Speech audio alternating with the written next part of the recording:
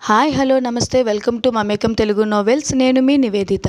అందరూ ఎలా ఉన్నారండి? బాగున్నారు కదా? ఎన్నెన్నో జన్మల బంధం నీది నాది సీరియల్ని ఇంత బాగా ఆదరిస్తున్నందుకు అందరికీ పేరు పేరున ధన్యవాదాలు. ఇక ఆలస్యం చేయకుండా 25వ ఎపిసోడ్లోకి వెళ్ళిపోదామా మరి? ఎన్నెన్నో జన్మల బంధం నీది నాది ఎపిసోడ్ 25. చేసేది లేక మౌనంగా ఊరుకుంది. కానీ అసలు విరాజ్ ఏం సర్ప్రైజ్ చేయబోతున్నాడు అని తెగ టెన్షన్గా ఉంది హరిత మనసులో. ఆల్మోస్ట్ కారు సిటీ హైవే దాటి సైడ్ రూట్లోకి ఎంటర్ అయింది. సడన్గా కారు ఆగడంతో తన ఆలోచనలకు కూడా బ్రేక్ పడింది. ఒక్కసారిగా ఈ లోకంలోకి వచ్చినట్టు ఉలిక్కిపడి చుట్టూ చూసింది హరిత. తను ఎక్కడ ఉందో, అసలు ఆ ప్లేస్ ఏంటో కూడా అర్థం కాలేదు తనకు. రాజ్, ఎక్కడికి వచ్చాము అని అడిగింది హరిత చుట్టూ పరిశీలనగా చూస్తూ. అన్నింటికీ తొందర ఎందుకు హరి, కాసేపు ఓపిక పట్టు అన్నాడు విరాజ్ నవ్వుతూ. ఇంతలో ఇద్దరు సెక్యూరిటీ వాళ్ళు వచ్చి సాధారణంగా కార్ డోర్ ఓపెన్ చేసి సెల్యూట్ చేస్తూ ఇద్దరికి గ్రాండ్గా వెల్కమ్ చెప్పారు. చుట్టూ చూస్తున్న హరితకు మాత్రం అంతా అయోమయంగా అనిపించింది. విరాజ్ అక్కడికి వచ్చిన సెక్యూరిటీ గార్డ్తో ఏదో మాట్లాడుతున్నాడు. ఆ సెక్యూరిటీ అతని చేతులతో ఏదో చూపిస్తూ మాట్లాడుతున్నాడు. ఇంతలో హరిత కళ్ళు ఒక బోర్డు దగ్గర ఆగిపోయాయి. రివర్సార్ట్ రిసార్ట్స్ అని పెద్ద పెద్ద అక్షరాలతో రాసి ఉంది. అది చూడగానే ఒక్కసారిగా హరితకు మాటలే కరువయ్యాయి.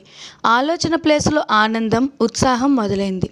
ఎన్ని సంవత్సరాలుగా అదే సిటీలో ఉంటూ కూడా రివర్సార్ట్ రిసార్ట్స్ గురించి విని ఎప్పుడూ రాలేదు తను. ఇన్ఫ్యాక్ట్ సిటీకే super tourist come view point అది. అలానే అక్కడ రేట్లు కూడా ఆకాశాన్ని తాకుతాయి. ఆనందానికి ఆ మాత్రం మూల్యం చెల్లించాల్సిందే అనుకుంటూ పెద్ద డబ్బున్న వాళ్ళంతా సరదాగా గడిపేందుకు వెళ్ళే అద్భుతమైన ఎంజాయ్మెంట్ ప్లేస్గా రివర్సార్ట్ రిసార్ట్స్ బాగా పేరు తెచ్చుకున్నాయి. ఇంతలో ఇద్దరు అమ్మాయిలు నీలెన్ స్కర్ట్, ఇన్షర్ట్ చేసిన షర్ట్, దానిపై కోట్తో చాలా అఫీషియల్ లుక్తో వచ్చి ప్రేమగా ఆహ్వానం పలుకుతూ ఇద్దరిని లోపలికి తీసుకుని వెళ్లారు. ఆ రిసార్ట్ గురించి వింటున్నప్పుడే ఎంతో ఆశ్చర్యంగా అనిపించేది హరితకు. ఒక్కసారైనా అక్కడికి వెళ్ళాలి అని కోరిక ఉండేది. అటువంటిది ప్రస్తుతం తను అదే రిసార్ట్లో ఉంది అంటే ఆనందం మాటల్లో చెప్పలేనట్లుగా ఉంది తనకు. చిన్న వర్క్ ఉంది అంటూ విరాజ్ రిసార్ట్ ఆఫీస్లోకి వెళ్ళాడు. హరితను తనతో పాటే తీసుకువెళ్ళి రిసార్ట్ పరిచయం చేయటానికి ఒక అమ్మాయి వచ్చింది. నమస్తే మేడం, నా పేరు సంధ్య. మీరు అస్సలు మొహమాట పడొద్దు. మీకు ఏం కావాలన్నా నన్ను అడగండి. ఇప్పుడు మీకు జస్ట్ రిసార్ట్ అవుట్లుక్ ఎక్స్ప్లెయిన్ చేస్తాను. తరువాత మీ ఫ్రీ టైంలో ఎక్కడికి వెళ్దామంటే అక్కడికి తీసుకుని వెళ్ళి మొత్తం చూపిస్తాను అంటూ అక్కడ ఉన్న అన్ని ఇంపార్టెంట్ ప్లేసెస్ చెప్పటం మొదలుపెట్టింది. మ్యామ్, అటువైపు వెళ్తే జిమ్, ఇటువైపు అరుదైన జాతి బర్డ్స్ ఉంటాయి. ఇగో ఈ పక్కన పిల్లలు ఆడుకునేందుకు పార్క్, ఆ వెనుక స్విమ్మింగ్ పూల్ విత్ స్లైడ్స్, ఇంకా ఆ రైట్ సైడ్ కార్నర్లో చూస్తున్నారా, అది ర్యాబిట్ పార్క్. అలాగే దాని వెనుక హోమ్ థియేటర్ రూమ్, ఆ ఎడ్జ్లో ఉన్నది రైన్ డ్యాన్స్ ఏరియా, ఆ పక్కన ఓపెన్ రూఫ్ స్టేడియం, ఇది స్మాల్ లైబ్రరీ, ఇవన్నీ ఉండేందుకు రిఫ్రెషింగ్ రూమ్స్. ఇంకా అటువైపు వెళ్తే డైనింగ్ హాల్, ఆ పక్కనే స్పోర్ట్స్ ఏరియా, అన్ని రకాల ఇండోర్ అండ్ అవుట్డోర్ గేమ్స్ ఆడేందుకు చాలా బాగుంటుంది. ఇక చివరగా the most wonderful place of resorts, అదే మన మౌంటైన్ లేక్ వ్యూ అంటూ అన్నీ క్లియర్గా ఎక్స్ప్లెయిన్ చేస్తుంది సంధ్య. మేడం, ఇవన్నీ కేవలం మీకు ఒక ఐడియా రావడానికి మాత్రమే చెప్తున్నాను. మీకు మొత్తం రిసార్ట్స్కి సంబంధించిన ప్లాన్ మ్యాప్ కూడా ఇస్తాం.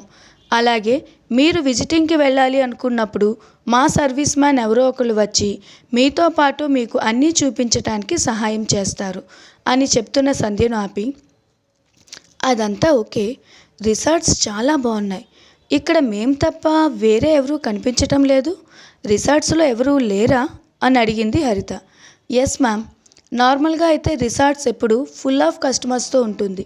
కానీ ఈరోజు సార్ మొత్తం రిసార్ట్ని బుక్ చేశారు. సో మీకు తప్ప వేరే ఎవ్వరికీ ఈరోజు ఇక్కడ ఎంట్రీ లేదు అని చెప్పింది సంధ్య. ఆ మాట వినగానే ఒక్కసారిగా షాక్ అయింది హరిత. ఇంత కాస్ట్లీ రిసార్ట్ అసలు ఎటువంటి అకేషన్ లేకుండా రాజ్ ఎందుకు బుక్ చేశారు?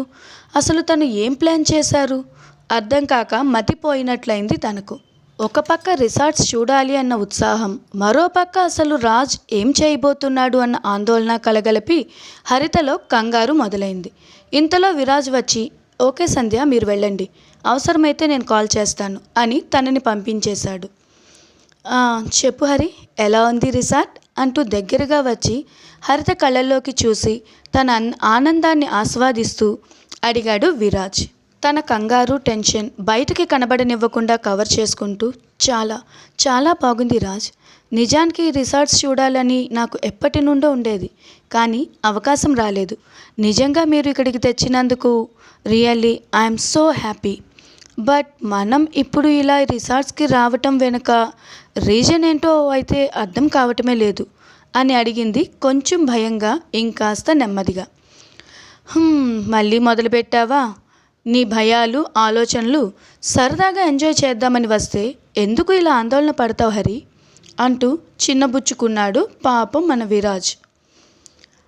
అయ్యో అలా కాదు రాజ్, ఇంత పెద్ద రిసార్ట్ మొత్తం బుక్ చేశారు కదా, అంత ఖర్చు పెట్టి ఇలా ప్లాన్ చేశారు అంటే ఏంటోలా ఉంది. అందులోనూ ఈరోజు ఏమీ స్పెషల్ అకేషన్ కూడా లేదు కదా అని అడిగింది హరిత గట్టిగా నవ్వుతూ. మిస్ డిటెక్టివ్, అయిపోయిందా నీ రీసెర్చ్ అండ్ ఇంట్రాగేషన్?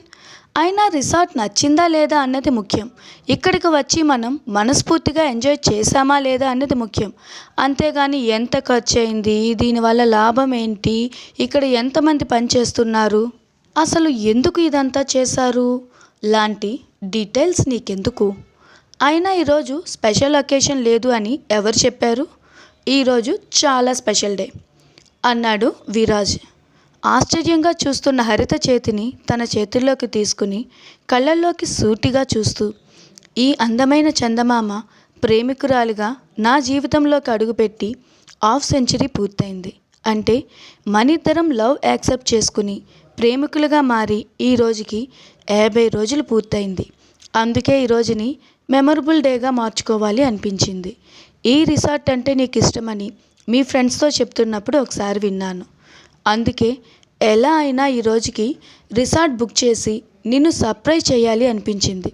ఇటువంటి మెమరబుల్ డేని కేవలం నీతోనే సెలబ్రేట్ చేసుకోవాలి అన్నది నా ఇంటెన్షన్. అందుకే వేరే ఎవరు మనకు డిస్టర్బెన్స్గా మారకూడదు అని రిసార్ట్ మొత్తం బుక్ చేశాను. అర్థమైందా? ఎంతో హ్యాపీగా గడపాల్సిన ఈ రోజుని అనవసరమైన ఆలోచనలతో వేస్ట్ చేయకు హరి. నువ్వు మూడీగా ఉండి నన్ను కూడా ఇబ్బంది పెట్టకు. నీ కళ్ళల్లో ఆనందం చూసేందుకు ఎంత ఖర్చైనా నాకు లెక్క కాదు. ఓకేనా? డౌట్స్ అన్నీ క్లియర్ అయినట్లే కదా అన్నాడు విరాజ్ నవ్వుతూ హరిత వైపు చూసి. ఒక్కసారిగా కళ్ళల్లో నీళ్లు సుడులు తిరిగాయి హరితకు. వెంటనే విరాజ్ని గట్టిగా హత్తుకుంది. Thank you Raj, thank you so much. మీ ప్రేమని కొలిచేందుకు ఈ ప్రపంచంలోనే ఎటువంటి మెజర్మెంట్స్ ఉండవేమో అనిపిస్తోంది.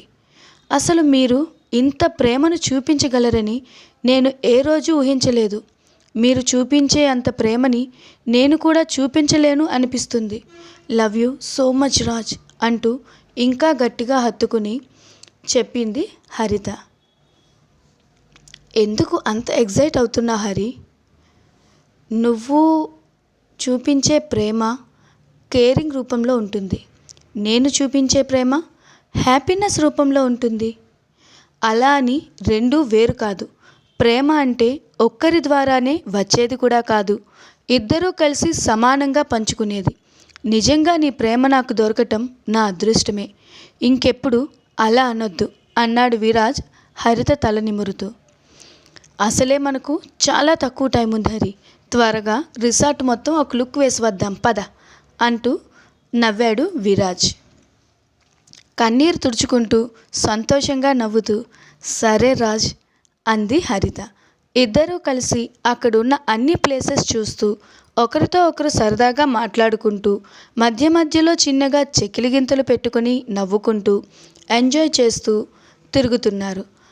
అలా అలా అన్నీ చూసి చివరకు రిసార్ట్స్కే ద బ్యూటిఫుల్ ప్లేస్ అయిన లేక్ వ్యూ పాయింట్ దగ్గరికి వచ్చారు ఇద్దరు.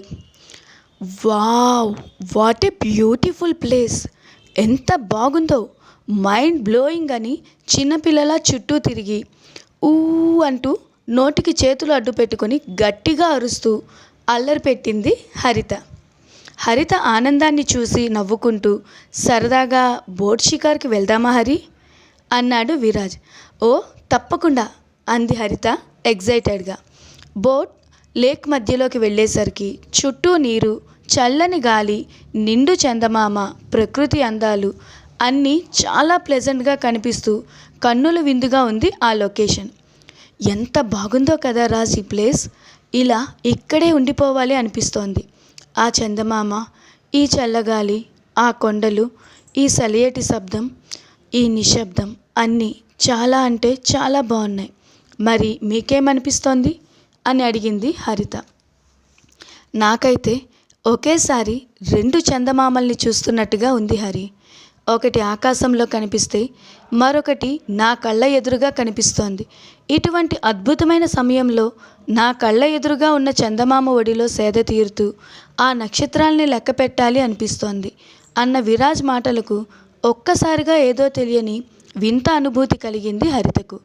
హరిత వైపు చూసి తన కంగారు అర్థం చేసుకుని సరదాగా అన్నాను, హరి నీకు ఇబ్బంది అనిపిస్తే వద్దు, పద వెనక్కి వెళ్ళిపోదాం అన్నాడు విరాజ్.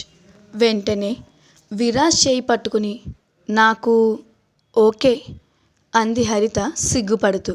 విరాజ్ హరిత ఒడిలో తలపెట్టుకుని ఆకాశం వైపు చూస్తూ, అయినా ప్రకృతిలో ఇన్ని అందాలు ఇచ్చిన దేవుడు మళ్ళీ ఆ అందాలను ఒక్క అమ్మాయిలకే సొంతం చేశాడు.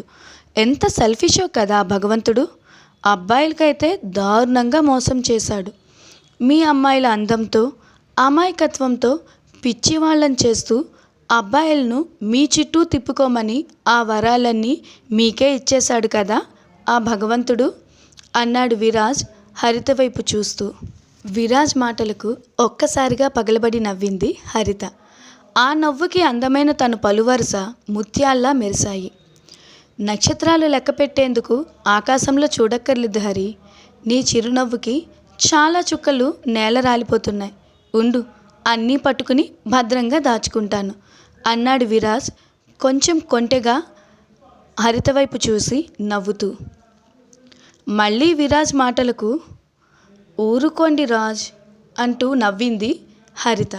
అయ్యో ఎన్ని నక్షత్రాలు నేల రాలిపోతున్నాయో అంటూ 2 చేతులతో సరదాగా గాల్లో ఇలా పట్టుకుంటూ నవ్వుతున్న విరాజ్ చేతులు అనుకోకుండా హరిత పెదాలను తాకాయి.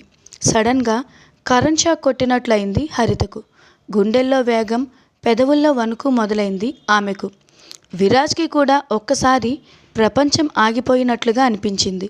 తన చేతులకు తగిలిన మృదువైన హరిత పెదాలను అలా వేళ్లతో పట్టుకుని వేరొక చేత్తో ఆమెను దగ్గరగా తీసుకుని గట్టిగా ఆమె పెదాలను తన పెదాలతో లాక్ చేశాడు విరాజ్. తొలి ముద్దులో ఉన్న మధురిమను ఆస్వాదిస్తూ అలానే చాలాసేపు ఉండిపోయారు ఇద్దరు. కాసేపటి తరువాత సడన్గా దూరంగా జరిగింది హరిత. విరాజ్ వైపు టెన్షన్గా చూసింది.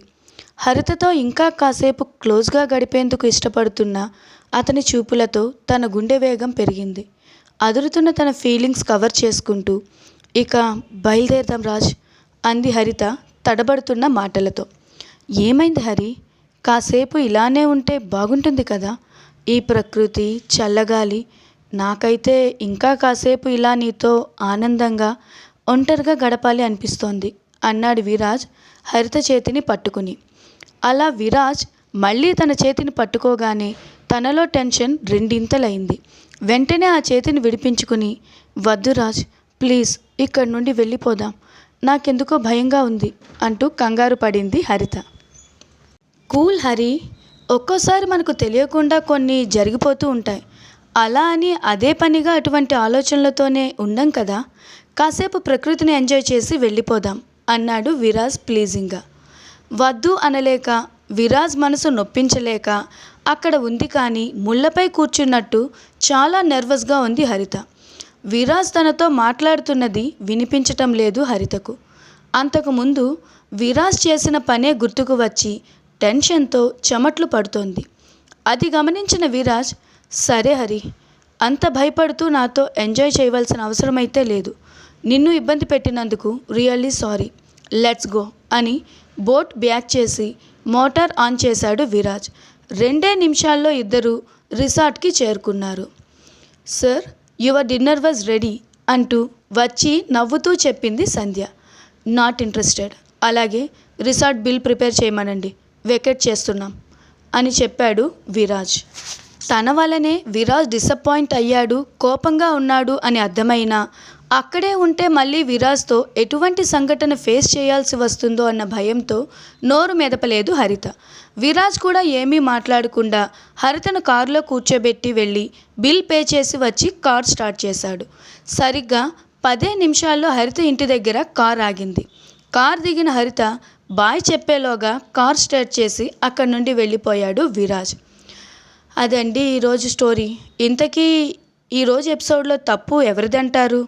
పాపం విరాజ్ హరితను సర్ప్రైజ్ చేద్దాం అనుకున్నాడు, కానీ తనే చెప్పలేనంత కోపం సొంతం చేసుకున్నాడు. ఇంతకీ ఇప్పుడు హరిత పరిస్థితి ఏంటంటారు? విరాజ్ కోపాన్ని తను తగ్గించగలుగుతుందా, లేదా ఈ కోపమే వాళ్ళిద్దరి ప్రేమకు శాపంగా మారుతుందా అనే ఆసక్తికరమైన విషయాలు నెక్స్ట్ ఎపిసోడ్లో తెలుసుకుందాం. అంతవరకు మీరైతే లైక్స్ అండ్ కామెంట్స్ మర్చిపోకుండా ఇవ్వండి. మళ్ళీ రేపటి ఎపిసోడ్లో కలుద్దాం. అంతవరకు బాయ్ బాయ్. మీ నివేదిత ఆదిత్య.